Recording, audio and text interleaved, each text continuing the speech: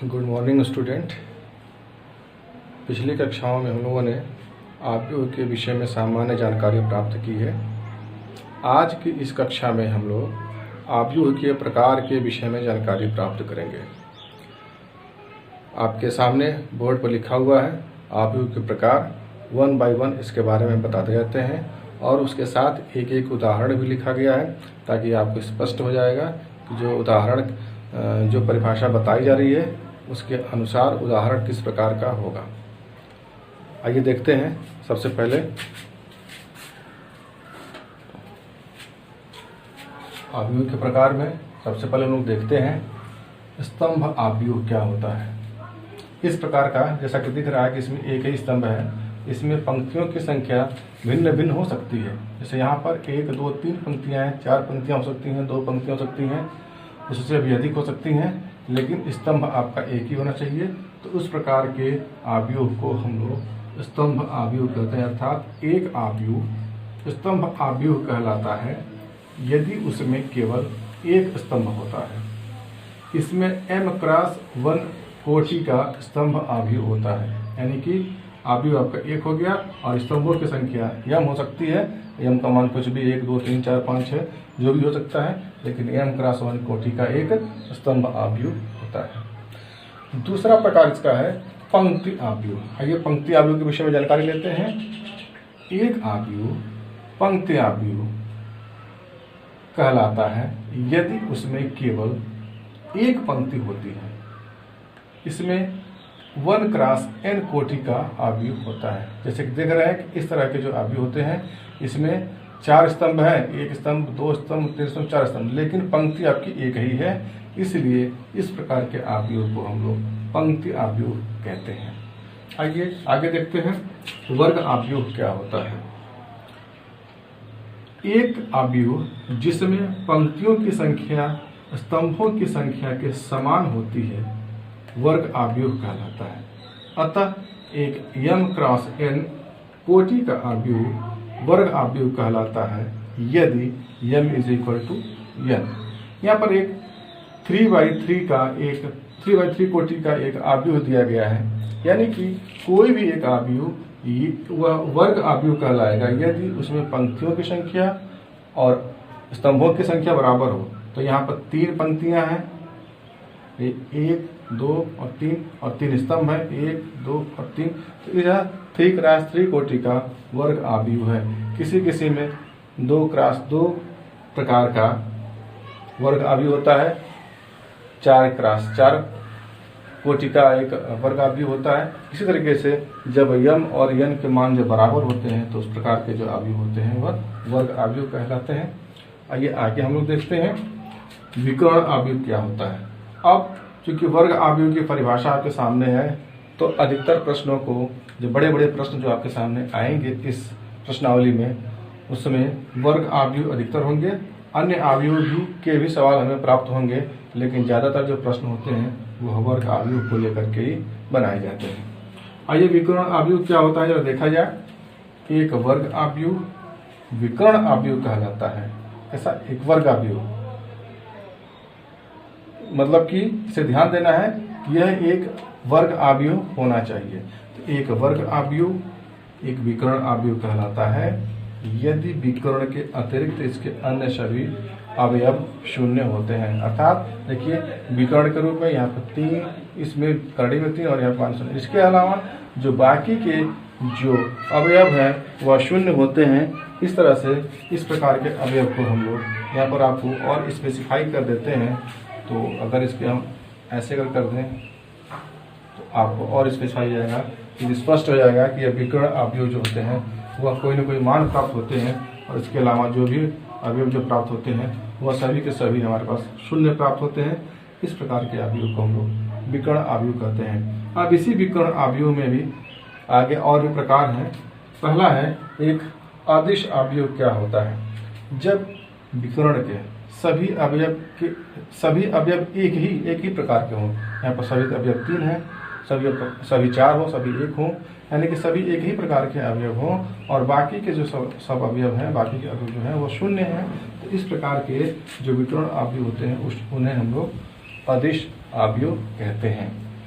इस अदिश आव्यूह से एक परिभाषा निकल करके आती है जो कि बहुत ही महत्वपूर्ण परिभाषा होती है कि यदि इन तीन की जगह पर यदि सभी अवयव एक एक हो जाए तो क्या वह भी एक कोई विशेष प्रकार का आव्यूह कहलाता है।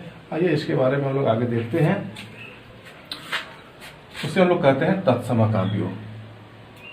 देखिए, एक वर्ग आव्यूह जिसके विकर्ण के सभी अवयव एक होते हैं तथा शेष सभी अवयव शून्य होते हैं तत्समक आव्यूह कहलाता है।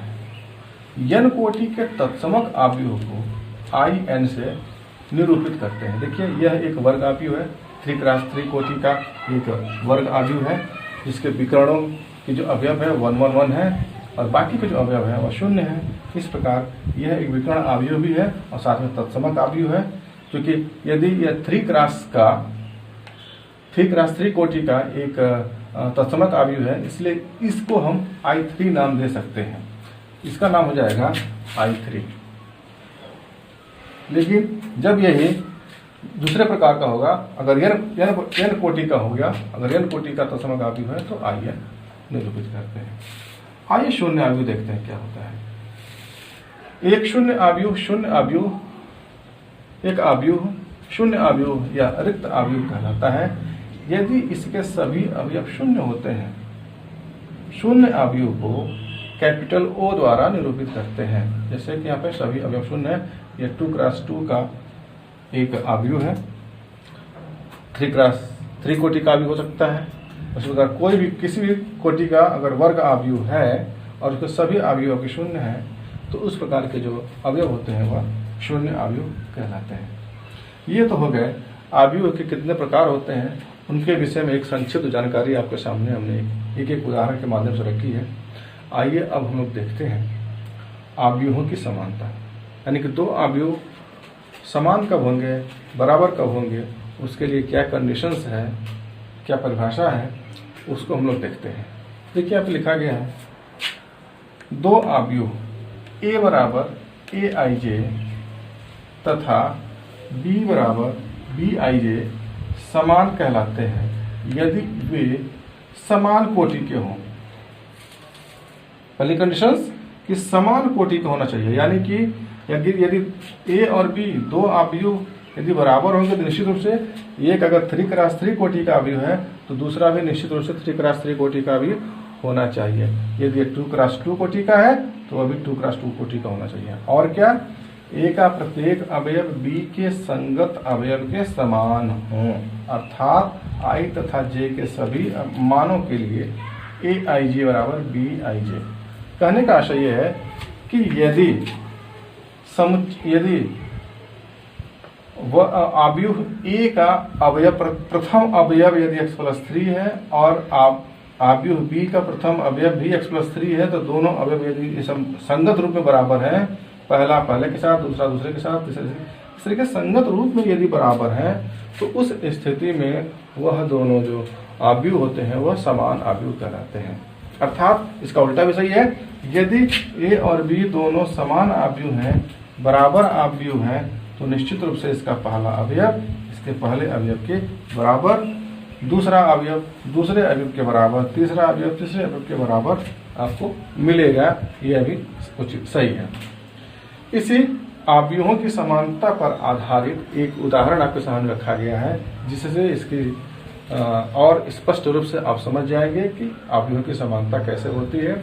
उदाहरण क्या है, देखिए, उदाहरण लिखा गया कि यदि x+3 -6 b-3 2+4 a-1 -21 2y-7 0 और 0 और ये बराबर है 0 -6 2b+4 6 -3 -21 3y-2 और 2b+1 2c+1 sorry 2c+1 2c+2 और ये 0। अगर ये और ये दोनों बराबर हैं तो इसमें a b c x y और z के मान ज्ञात कीजिए। आइए आव्यूहों की समानता के आधार पर हम लोग इसे हल करने का प्रयास करते हैं और देखते हैं कि जो मान पूछे गए हैं वह उनके मान क्या क्या आते हैं। इधर का मिटा देते हैं, इधर के मिटाने के बाद इसी पर देखा जाए। जैसा कि आप लोग जान भी चुके हैं कि दो आव्यूह समान यदि हैं तो उनके जो संगत रूप में जो अवयव है वह बराबर होते हैं। इसी नियम का उपयोग करके हम लोग इसे हल करने का प्रयास करेंगे। हल देखिए, चूंकि प्रदत्त आव्यूह समान है, अतः इनके संगत अवयवों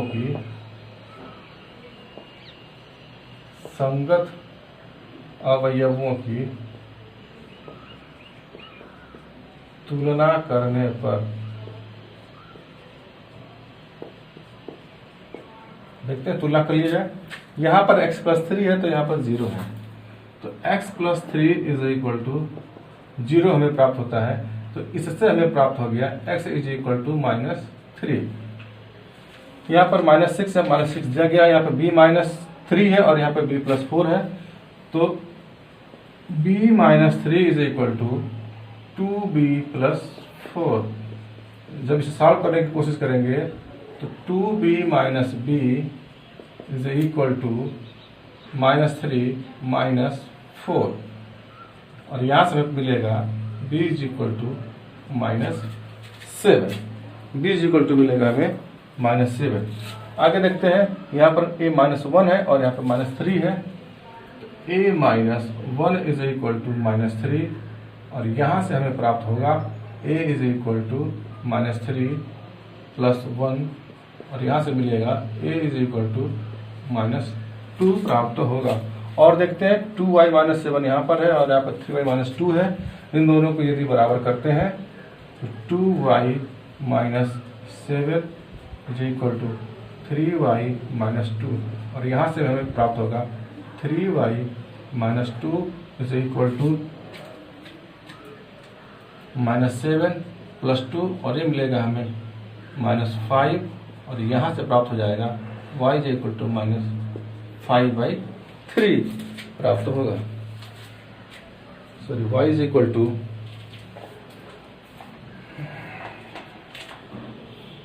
-5 हमें प्राप्त होगा। 3y - 2y यहाँ पर है,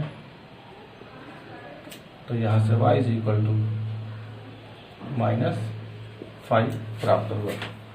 आगे देखते हैं, यहाँ पर 2c + 2 है और यहाँ पर 0 है, तो 0 =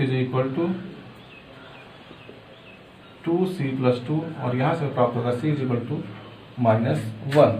तो हमें मिल गया x का मान, y के मान, b के मान, c के मान और a के मान, ABC, z का मान। z = कहाँ है,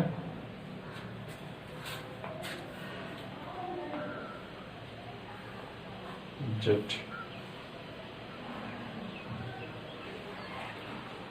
की वैल्यू